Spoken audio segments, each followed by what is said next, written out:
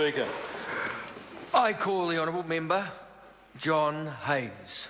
Interesting night to be in the House here, Speaker, debating this bill, because looking across the chamber, the phones are clicking away frantically as people are realising there's been a leadership spill across the Tasman in Australia, and we now have a new Prime Minister in Australia, K. Rudd, and I wish him the very best for his 100 days in office. And you can see these Labor people looking at the polls, clicking at what's going on in Australia, and you can feel change coming on the other side of the House. Well, that is why Mr. Cunliffe got up and spoke tonight and said absolutely nothing in 10 minutes. What he was trying to do...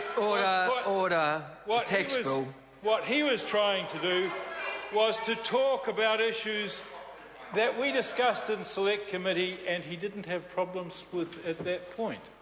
And it's interesting also to reflect on the comments this evening from Andrew Williams, who I don't think attended any of our Select Committees. It was all his leader, Winston Peters, who made a very strong contribution to our work, and it's very good to see New Zealand's First supporting this legislation, because this legislation underpins one of the government's 4 priorities for this term, which is building a more competitive and productive economy. And that is what Julie Gillard didn't do.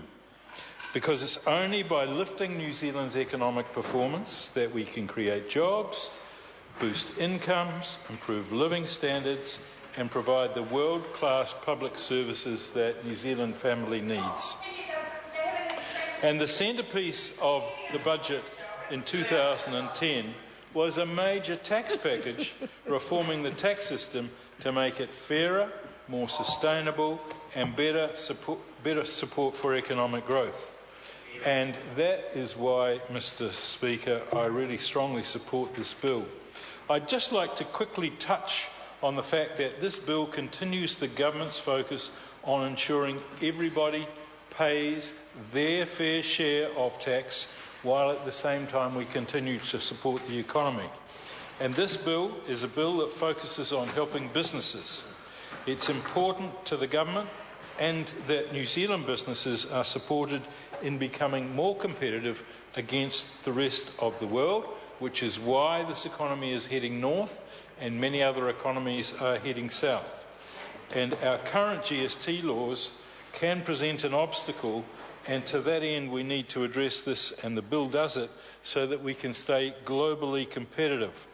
GST is a tax on consumption, not a tax on business, and it's got to be neutral for both resident and non-resident businesses. And this bill allows non-resident businesses to register for and claim back GST in a broadly similar way to companies operating here in New Zealand. So I think that this other issue around GST is the issue affecting global trade, which will be resolved in the bill, where a New Zealand resident manufacturer charges an overseas customer for the creation or modification of tools required to produce specific export products. A new rule is proposed in this legislation that will allow these tooling costs to be zero rated for GST, and it also confirms that farmers' riparian rights planting is immediately deductible, and that will be very helpful to farmers in the Wairarapa. Mr. Speaker, with those few comments, I support this bill unreservedly. Mr. Speaker. I call the Honourable Damien O'Connor. Thank you, Mr. Speaker.